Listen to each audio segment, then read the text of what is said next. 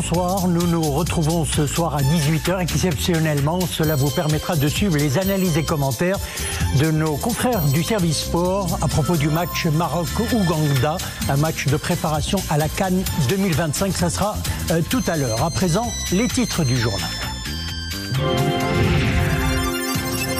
18 novembre, commémoration du 70e anniversaire de la fête de l'indépendance, gravé dans les annales de l'histoire du royaume. Cet événement grandiose marque le triomphe de la volonté commune du trône et du peuple. Évocation dans un instant.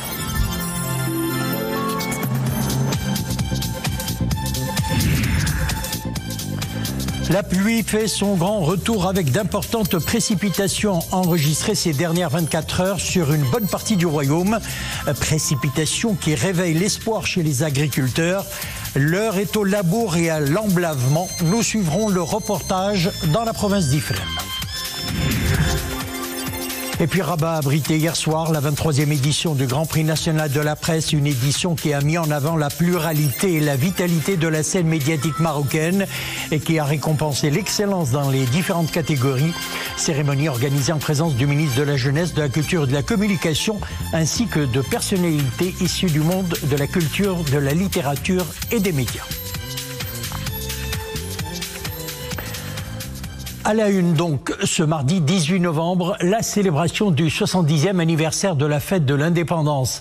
Un événement glorieux qui symbolise l'aboutissement d'une longue épopée de lutte pour la défense de l'unité du royaume, de sa souveraineté et de ses constantes sacrées, à la faveur d'une parfaite symbiose entre le trône et le peuple. Sophia Fegroud évoque pour nous ce moment phare de notre histoire.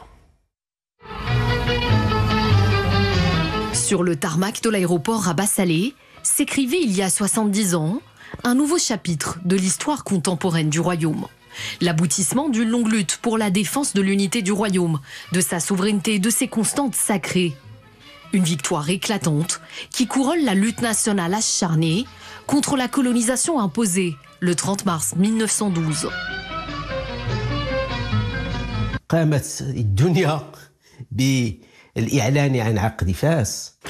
Il y a eu une onde de choc à l'annonce du traité de Fès imposé au Maroc le 30 mars 1912. Les premières réactions ont eu lieu dans la capitale de l'époque, Fès. Dans cette ville, une révolte a coûté la vie à plusieurs Européens, mais aussi à des Marocains. Et quand la nouvelle de la signature du traité du protectorat par Moulay Abdelhafid, sous la contrainte et la menace, s'est propagée, les différentes tribus du royaume ont mené des actions de résistance pour protéger leurs terres et leur nation. بما يمكن أن تقوم به للدود عن أراضيها أولا والدود عن الوطن ثانيا. Une réaction immédiate et massive. À travers le royaume, les Marocains de toutes classes se soulèvent. Plusieurs batailles ont lieu, comme El Heri, Anouel, Bougafer et Jbel-Beddou. Face à cette révolte, l'occupant choisit la dispersion en imposant le Dahir du 16 mai 1930, surnommé le Dahir berbère. Un texte que les Marocains rejettent à l'unisson derrière leur souverain, feu Sa Majesté Mohamed V. La résistance marocaine se développe, le mouvement national voit le jour au début des années 1930, en cohésion avec le trône alaouite. C'est ainsi que le manifeste de l'indépendance est présenté en 1944.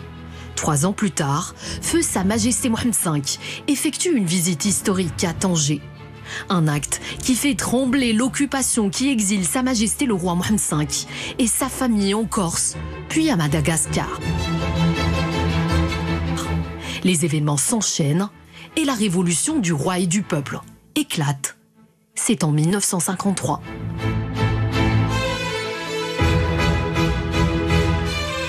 إذا كانت هناك من محطات فارقة لابد أن أحيل إلى ثورة الملكي والشعب. S'il y a des étapes charnières dans l'histoire, il faut absolument évoquer la révolution du roi et du peuple, où la France a reçu une leçon de loyauté et de sacrifice entre un roi qui a sacrifié son trône pour son pays et pour son peuple, et un peuple qui a sacrifié sa vie pour défendre ses constantes. وأعاد الاعتبار لكرامة الشعب ولرموزه السيادية وعلى رأسها المؤسسة الملكية. Ce 18 novembre 1955, le retour de l'exil de feu Sa Majesté Mohamed V sonne la fin du protectorat français et le début de l'ère de la liberté. Le chemin vers le parachèvement de l'intégrité territoriale se prolonge des années plus tard, avec la Marche verte, le 6 novembre 1975, à l'appel de feu Sa Majesté le roi Hassan II, jusqu'à l'unité, sous la conduite éclairée de Sa Majesté le roi Mohamed VI. Un parcours de résistance et de détermination fondé sur une symbiose indéfectible entre le roi et le peuple.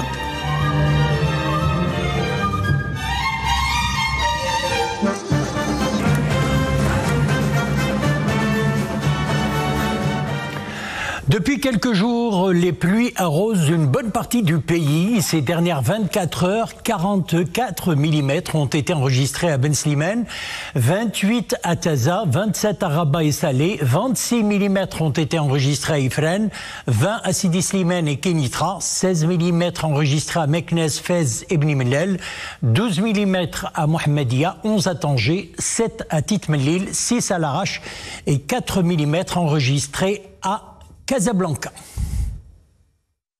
Et la clémence du ciel coïncide avec le lancement de la saison agricole 2025-2026. Les voyants sont au vert, l'heure est au labour, à l'emblavement et à l'espoir d'une meilleure campagne après le déficit pluviométrique et les précipitations mal réparties de l'année précédente. Regardez ce reportage dans la province d'Ifrane et le récit est signé Zakaria Mokhimbil. Sur les hauteurs des montagnes de la province d'Ifrane, un brouillard épais recouvre les sommets. Ce phénomène qui accompagne les récentes précipitations annonce un renouveau pour l'agriculture. Aujourd'hui, les cours d'eau sont renforcés et les pâturages en pleine croissance. Ces pluies salvatrices apportent du baume au cœur des agriculteurs. Ils se remettent aussitôt au travail.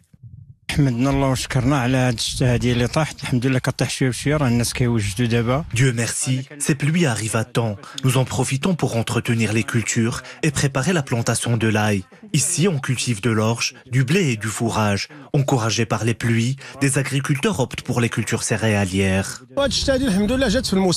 Ces pluies apportent de vrais bénéfices. Nous espérons qu'elles se poursuivront pour longtemps. Dans la province d'Ifrane, 53 000 hectares de superficie cultivée devraient bénéficier des récentes pluies. Des cultures caractérisées par la diversité des variétés, l'arboriculture avec les pêches et les olives, la céréaliculture et les cultures fourragères.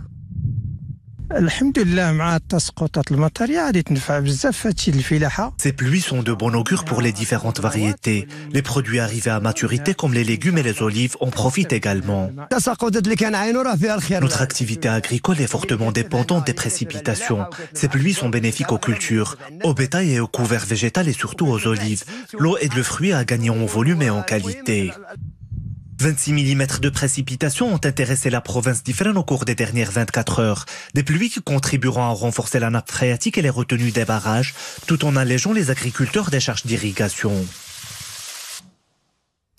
L'actualité, c'est aussi cette soirée que Rabat a abritée. Il s'agit de la 23e édition du Grand Prix national de la presse, une édition qui a mis en avant la pluralité et la vitalité de la scène médiatique marocaine et qui a surtout récompensé l'excellence dans les différentes catégories. Iman Slaoui, Hamza Sayah, Jihad Libri, le récit est signé Nissel Hamdaoui. La grande famille de la presse marocaine est au complet. L'heure est à la célébration de l'excellence dans ce secteur, reflet de la société, mais qui joue aussi un rôle d'acteur de changement. Le jury de la 23e édition de ce Grand Prix a décerné le prix de la télévision ex aequo au journaliste Abdallah Jaafari de Média TV et Younes Bdioui, journaliste à la chaîne culturelle SNRT. Ces distinctions est une reconnaissance au travail de l'ensemble des membres de la chaîne culturelle Rabia, qui a 20 ans d'existence aujourd'hui. Concernant le prix de la radio, il a été attribué ex aequo aux journalistes Nabila Koumimi et Mounia Archi d'Al Idaa Al Watania, la radio nationale. Cette reconnaissance constitue une grande motivation pour nous, pour continuer à donner le meilleur de nous-mêmes et à œuvrer toujours au service des préoccupations des citoyens. Nous allons aussi poursuivre notre engagement pour la défense des grandes causes nationales. Nous sommes fiers d'appartenir à la famille de la SNRT qui a d'ailleurs remporté plusieurs prix de la presse. En ce qui me concerne, j'ai travaillé sur la thématique des propositions de la réforme du Code de la famille. Le prix du journalisme d'investigation a été attribué aux journalistes de 2M, Esma Ainoun et Zakaria Dalfi. Dans la catégorie de la presse écrite, le prix est revenu à la journaliste Nabila Bakas du journal Le Matin. Quant au prix de la presse électronique, il a été décroché par Khadija Ali Moussa de Telkel Arabi. Pour ce qui est du prix de la production journalistique sur la culture et l'espace sahraoui Hassani, il a été attribué à Cheikh Ma'al Ainain, journaliste à Radio Layoun, et à Ghali Qarhi, journaliste à la chaîne Layoun. Ce prix célèbre le patrimoine de l'espace saharien ainsi que la culture hassani. À travers notre travail, nous avons pu braquer les projecteurs sur tout ce que nous avons en partage dans notre culture, en particulier dans la région de Wednoun.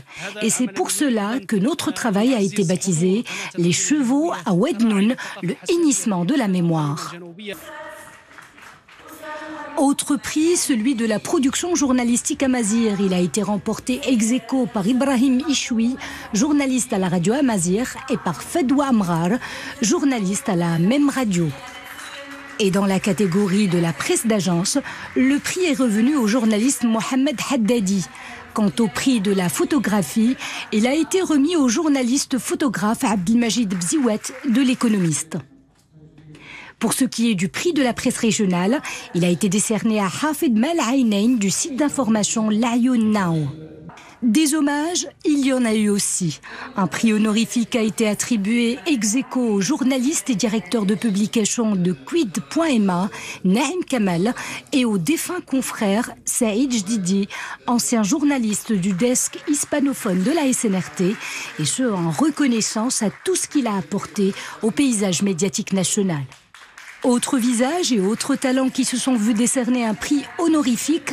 D'abord, celui de Jawad Bta, journaliste de la chaîne Bein Sport, et Fatima Zahra Bouaziz, correspondante de la chaîne de presse espagnole EFE au Maroc. Je suis très heureux de cette confiance qu'on me donne.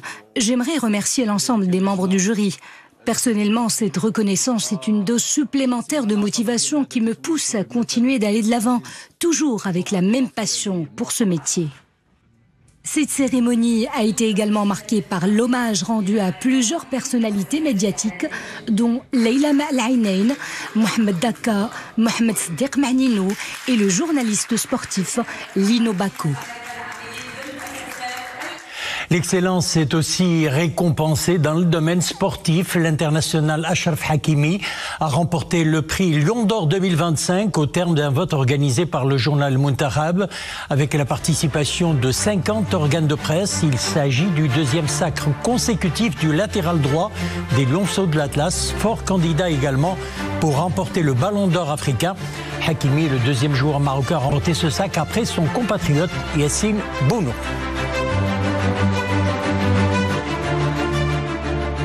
On continue sur le ballon rond. Les U17 affrontent en ce moment le Mali pour une place en quart de finale du mondial de la catégorie qui se déroule au Qatar.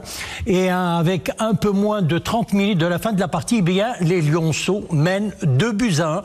Nous reviendrons plus tard sur cette rencontre. Et avant de nous quitter, ce rappel du match amical qui met aux prises ce soir à 20h au Grand Stade de Tanger, le 11 national et son homologue d'Ouganda. Un match que vous pouvez d'ailleurs suivre en direct sur Al-Oula Riyadiyya, match amical entrant dans le cadre des préparatifs de la CAN à la CAN 2025. Voilà, c'est avec cette information sport que nous refermons l'édition. Merci de l'avoir suivi. Excellente soirée.